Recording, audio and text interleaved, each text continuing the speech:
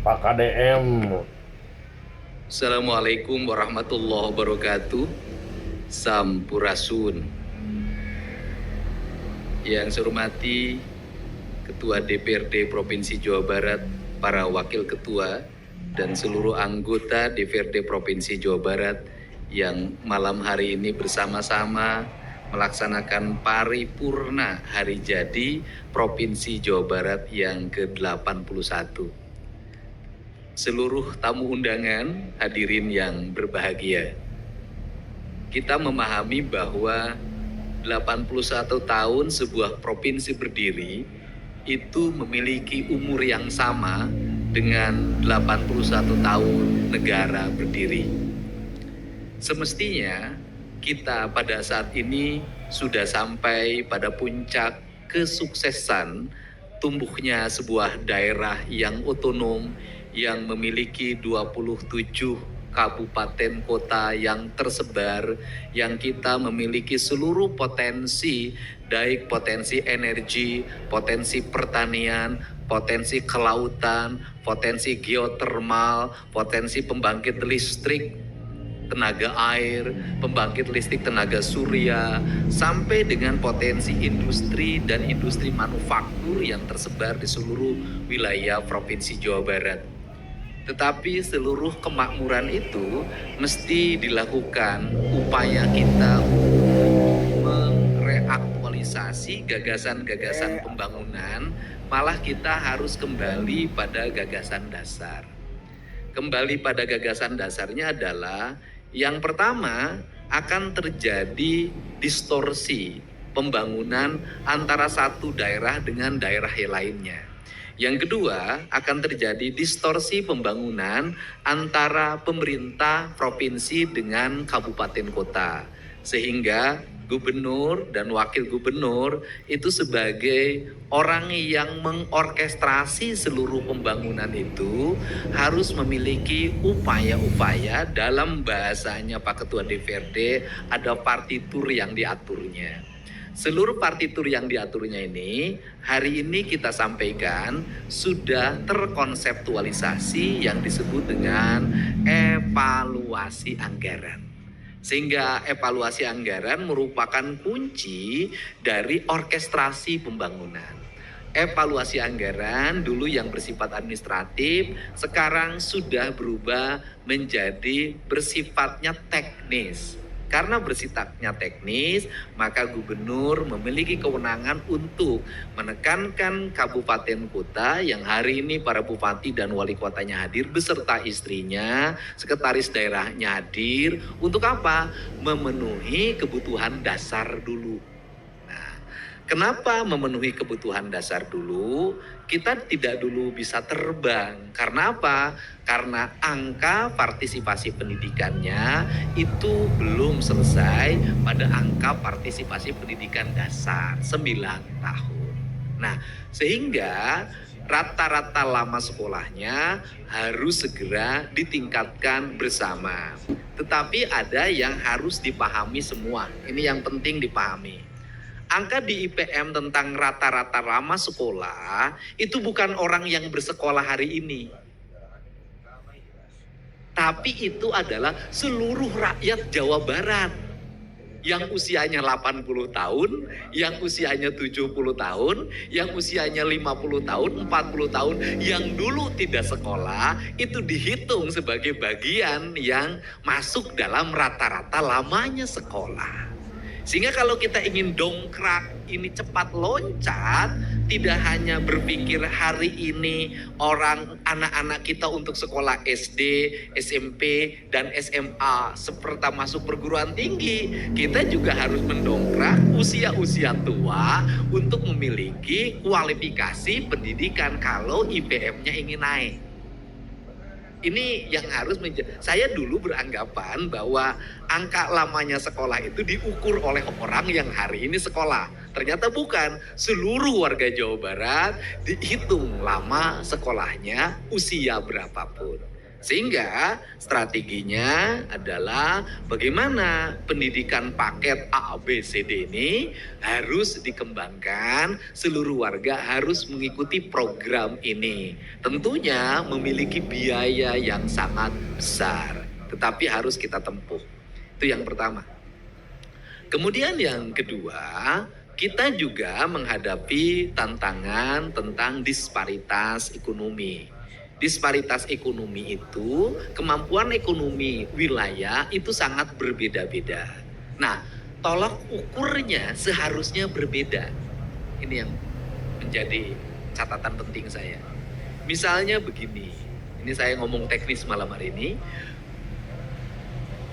Bekasi dengan standarisasi upahnya sekian, itu harus berbeda dengan standarisasi kehidupan yang ada di Kuningan, di Majalengka, di Cirebon, di Indramayu, di Garut, di Banjar. Nah, kita ini standarisasi hidupnya dibuat menjadi sama. Sehingga tolok ukurnya tidak menjadi sebuah ukuran yang utama, itu yang pertama. Yang kedua, angka ekonomi kita selalu dihitung berdasarkan angka statistik pendapatan orang. Tapi tidak pernah dihitung bahwa satu daerah atau satu orang tinggal di sebuah wilayah perkotaan, rumahnya ngontrak, airnya beli, berasnya beli, memang punya pendapatan tinggi dibandingkan dengan yang tinggal di Kuningan atau Majalengka, tinggal di desa, tidak beli air, tidak beli beras, tetapi memang tingkat pendapatannya rendah. Ini juga tidak menjadi tolak ukur. Tetapi ini adalah tantangan kita semua agar investasi yang kita mencapai puncak yang tertinggi harus memiliki implikasi terhadap ketersediaan dan terisinya lapangan kerja di seluruh provinsi Jawa Barat. Kemudian angka bagaimana kita meningkatkan kualitas kesehatan warga. Peningkatan kualitas kesehatan warga kembali lagi bahwa aspek layanan dasar kesehatan harus menjadi fokus utama, sehingga ketersediaan layanan kesehatan dari mulai tingkat rujukan pertama di tingkat desa sampai pada tingkat rujukan kedua bahkan ketiga dalam pandangan skala prioritas saya itu, maka ini harus bisa berjenjang dan tidak terjadi disparitas pengelolaan. Nah, selanjutnya untuk bagaimana kita di tengah-tengah beratnya tekanan fiskal yang dialami oleh pemerintah Provinsi Jawa Barat, maka pemerintah Provinsi Jawa selain melakukan realokasi juga harus berpikir tentang perampingan kelembagaan. Sehingga jumlah orang yang bekerja sebagai tenaga pemerintah Provinsi Jawa Barat harus betul-betul didasarkan pada angka kebutuhan layanan dasar masyarakat itu sendiri. Maka untuk mengorkestrasi itu, tadi Pak Ketua kita sudah menyampaikan Provinsi Jawa Barat akan melakukan perubahan terhadap struktur tata kelola pemerintahan di Provinsi Jawa Barat dengan semakin memperkecil jumlah jabatan. Memperkecil jumlah organisasi perangkat daerah. Ada yang tetap, ada yang 2 berubah menjadi 1, bisa jadi ada yang 3 berubah menjadi 1.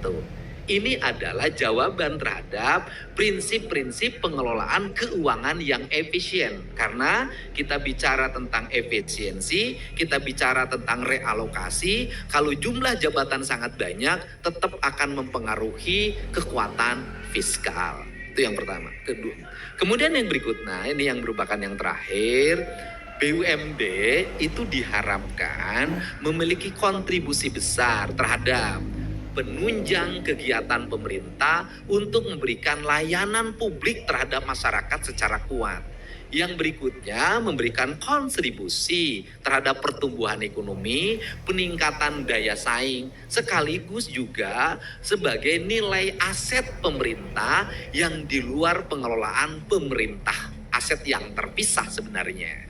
Sehingga jumlah BUMD yang sangat banyak, jumlah komisaris yang banyak, jumlah direktur yang banyak, itu tidak memberikan sepanjang sejarah BUMD saya lihat di Jawa Barat, tidak begitu besar kontribusinya, bahkan menjadi beban daerah.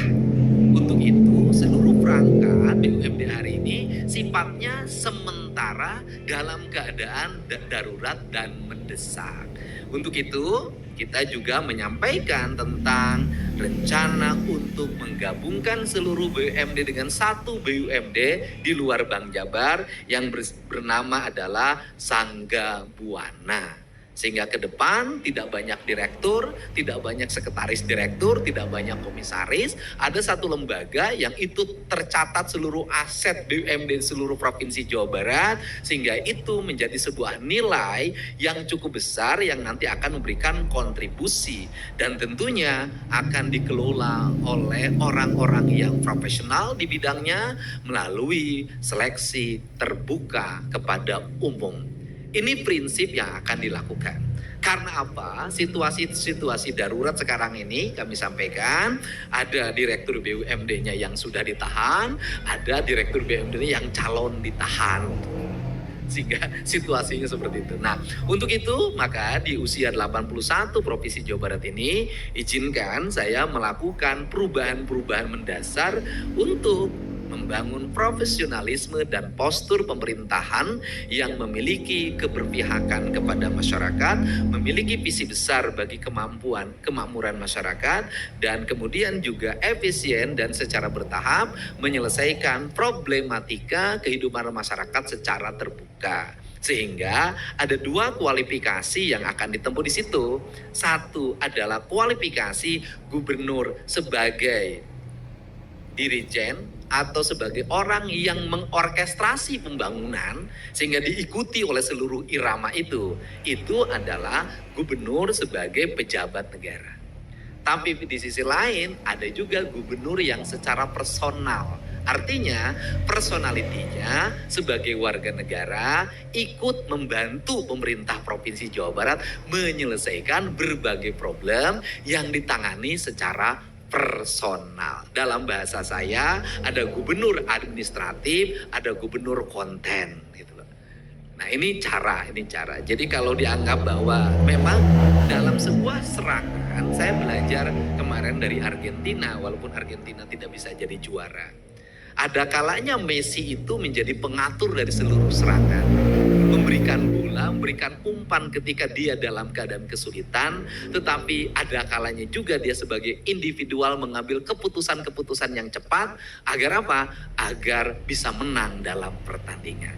Untuk itu kita memiliki spirit yang terbuka terhadap seluruh kritik dan saran dari masyarakat. Barangkali di antara para gubernur di Provinsi Jawa Barat, saya yang paling sangat disering dikritik.